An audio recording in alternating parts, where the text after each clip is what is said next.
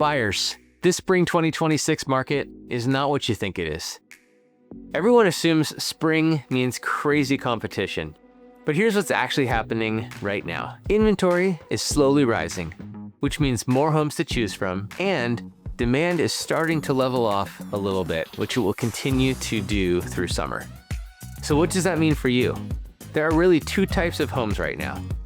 The ones priced correctly are still going to go fast, but the ones priced too high, they tend to sit, they reduce, and those are your opportunities. That's where you can negotiate, get better terms, and not feel like you're in a bidding war.